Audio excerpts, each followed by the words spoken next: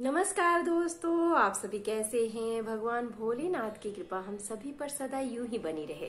दोस्तों, भगवान भोलेनाथ को समर्पित शिवरात्रि का पर्व हर महीने में मनाया जाता है, जबकि महाशिवरात्रि का पर्व साल में सिर्फ एक बार ही मनाया जाता है। महाशिवरात्रि का पर्व फागुन मास के कृष्ण पक्ष की चतुर्दशी तिथि को मनाया जाता है। माना जाता है कि इस दिन भगवान शिव के साथ माता पार्वती की विधिवत पूजन करने से हमारा वैवाहिक जीवन सुखमय बना रहता है और साथ ही साथ माता पार्वती और भोलेनाथ की असीम कृपा हमें प्राप्त होती है। ऐसे में दोस्तों, माना जाता है कि महाशिवरात्रि के शुभ उपलक्ष्य पर भगवान भोलेनाथ और माता पार्वती की कथा का वाचन और श्रवण करने से हमारे जीवन में सुखमय बना रहता है और माता पार्वती अपने भक्तों के जीवन में आने वाले हर एक प्रकार के कष्टों से निदान प्रदान करवाती हैं। ऐसे में दोस्तों, महाशिवरात्रि के शुभ अवसर पर आज के वीडियो में हम भगवान भोलेनाथ और माता पार्वती की कथा सुनेंगे। तो चलिए दोस्तों, आज के वीडियो में हम सुनते हैं भगवान भोलेनाथ और माता पार्वती की एक बहुत ही रोचक कथा, जिसमें माता पार्वती ने भोलेनाथ को दान स्वरूप में दे दिया था।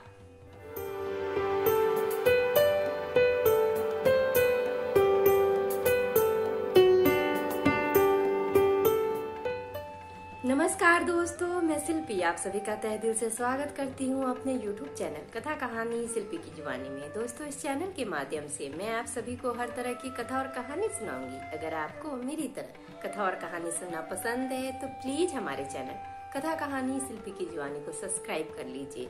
और हाँ दोस्तों, अगर आपकी भी कोई कथा और कहानी है जिन्हें मेरी जुबानी सुननी है तो हमें कमेंट बॉक्स में कमेंट करके जरूर बताइएगा। तो चलिए दोस्तों, बैठे बैठे क्या करें, करना है कुछ काम। सुनते हैं आज के वीडियो में महाशिवरात्रि के शुभ उपलक्ष्य पर भगवान भोलेनाथ और माता पार्वती की बहुत ही रोचक कथा, जिसमें माता पार्वती ने भगवान भोलेनाथ को दान स्वरूप में दे दिया।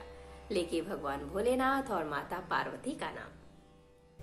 एक श्रेष्ठ पुत्र की प्राप्ति हेतु भगवान शिव से आज्ञा लेकर माता पार्वती ने 1 वर्ष तक चलने वाले पुण्यक व्रत का समापन किया। व्रत की समाप्ति पर पुरोहित सनत कुमार ने देवी पार्वती से कहा, सुब्रते, मुझे दक्षिणा चाहिए। पार्वती जी ने मुंह मांगी दक्षिणा देने का वचन दिया। फिर क्या था, पुरोहित बने सनत कुमार ने अस्वाभाविक दक्षिणा की याचना की। वो बोले, देवी, इस व्रत में दक्षिणा स्वरूप मुझे अपने पति को दीजिए। यह सुनते ही देवी पार्वती पर जैसे वज्रपात हुआ हो, वे व्याकुल होकर विलाप करती हुई मूर्छित हो गई। माता पार्वती को मूर्छित देखकर ब्रह्मा, विष्णु और मुनियों को हंसी आ गई। उन्होंने माता पार्वती को समझाने के लिए भगवान शिव को भेजा। माता पार्वती की मूर्छा टूटने पर भगवान शिव ने उन्हें समझाया, देवी, देव कार्य, पितृ कार्य या नित्य नैमित्तिक जो भी कार्य दक्षिणा से रहित होता है, निष्फल हो जाता है। उस कर्म से दाता कालसूत्र नामक नरक में गिरता है। उसके बाद वह दीन होकर शत्रुओं से पीड़ित हो जाता है। ब्राह्मण को संकल्प की हुई दक्षिणा उस समय न देने से वह बढ़कर कई गुनी हो जाती है। भगवान विष्णु और ब्रह्मा ने माता पार्वती से धर्म रक्षा के लिए अनुरोध किया। धर्म ने भी समझाया। देवताओं ने कहा, मुनियों ने भी दक्षिणा देने की प्रेरणा की। फिर भी माता पार्वती चुपचाप रही। तब सनत कुमार ने कहा, शिवे, या तो आप मुझे दक्षिणा में अपने पति को प्रदान कीजिए या अपने दीर्घकालीन कठोर तप का फल भी त्याग दीजिए। इस महान कर्म की दक्षिणा न मिलने पर मैं इस दुर्लभ कठोर व्रत का फल ही नहीं आपके समस्त कर्मों का फल भी प्राप्त कर लूंगा। उद्विग्न होकर माता पार्वती ने कहा, पति से वंचित हो जाने वाले कर्म से क्या लाभ? दक्षिणा देने तथा धर्म और पुत्र की प्राप्ति से मेरा क्या हित होगा? पृथ्वी देवी की उपेक्षा कर वृक्ष की पूजा करने से क्या प्राप्त हो सकेगा? साध्वी स्त्रियों के लिए पति 100 पुत्रों के समान होता है। ऐसी स्थिति में यदि व्रत में अपने पति की ही दक्षिणा दे दी जाए तो पुत्र से क्या लाभ? यह सत्य है कि पुत्र पति का ही अंश होता है, लेकिन उसका एकमात्र मूल तो पति ही होता है। मूलधन के नष्ट होने पर समस्त व्यापक ही विनष्ट हो जाता है। उसी समय आकाश में देवताओं और ऋषियों ने एक रत्न निर्मित रथ देखा जो पार्षदों से घिरा था। उस रथ से श्री नारायण उतरकर देवताओं के सम्मुख उपस्थित हुए। उन श्री नारायण को ब्रह्मा, विष्णु और शिव ने रत्न सिंहासन पर बैठाकर उन्हें प्रणाम किया और हाथ जोड़कर गदगद कंठ से स्तुति की। वहाँ का सारा वृतांत जानकर श्री नारायण ने कहा, शिव प्रिया पार्वती का यह व्रत लोक शिक्षा के लिए है, अपने लिए नहीं, क्योंकि ये तो स्वयं समस्त व्रतों एवं तपस्याओं का फल प्रदान करने वाली है। इनकी माया से ही चराचर जगत मोहित है। फिर उन्होंने पार्वती को संबोधित कर कहा, शिवे, इस समय तुम महादेव को दक्षिणा में देकर अपना व्रत पूर्ण कर लो। फिर समुचित मूल्य देकर अपने जीवन धन को वापस ले लेना। गौओं की भांति भी विष्णु के शरीर में है, अतः तुम ब्राह्मण को गौ मूल्य प्रदान कर अपने पति को लौटा लेना। यह कहकर वे अंतर ध्यान हो गए।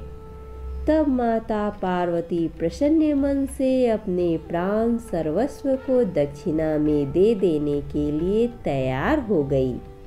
उन्होंने हवन की पूर्णाहुति की और अपने जीवननाथ शिव को दक्षिणा रूप में दे दिया।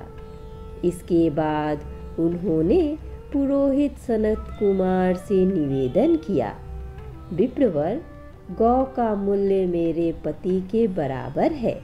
मैं आपको अत्यंत सुंदर 1,00,000 गौएं प्रदान करूंगी। इसके बदले में आप मेरे जीवन सर्वस्व को लौटा दें। प्राणनाथ के मिल जाने पर मैं पुनः ब्राह्मणों को विपुल दक्षिणाएं प्रदान करूंगी। तब सनत कुमार ने माता पार्वती से कहा, देवी, मैं ब्राह्मण हूँ, मैं 1,00,000 गौएं लेकर क्या करूँगा? इस दुर्लभ रत्न के सामने 1,00,000 गौओं की क्या तुलना? मैं इन्हें साथ में लेकर त्रिलोक में भ्रमण करूँगा। उस समय समस्त बालक इन्हें देखकर प्रसन्नता पूर्वक ताली बजा बजा कर अट्टहास करेंगे। कहने के साथ ही सनत कुमार ने भगवान शिव को अपने पास बैठा लिया। यह सुनकर पार्वती जलहीन मछली की भांति छटपटाने लगी। उन्होंने मन ही मन सोचा, कैसा दुर्भाग्य है मेरा कि मुझे न तो अभिष्ट देव का ही दर्शन हुआ और न ही व्रत का फल प्राप्त हो सका। अधीर होकर वे अपने प्राण त्यागने के लिए प्रस्तुत हो गई। अकस्मात उसी समय आकाश में तेज समूह प्रकट हुआ। उस तेज समूह को देखकर माता पार्वती ने उनसे अपने ऊपर दया करने को कहा और उस मह तेजो राशि के मध्य विश्व मोहन श्री कृष्ण स्वरूप का दर्शन किया। ऐसे भवन मोहन अनूप रूप को देखकर भगवती पार्वती उसी के सदृश पुत्र की कामना करने लगी और उसी क्षण उन्हें वह वर भी प्राप्त हो गया। तदंतर वह तेज वही तिरोहत हो गया। तब देवताओं ने ब्रह्मपुत्र सनत कुमार को समझाया। सनत कुमार ने दिगंबर शिव को उनकी प्राणेश्वरी पार्वती को लौटा दिया। इस तरह से माता पार्वती को भगवान शिव वापस प्राप्त हो गए। हमारे साथ बोलिए ओम नमः शिवाय। माता पार्वती की जय।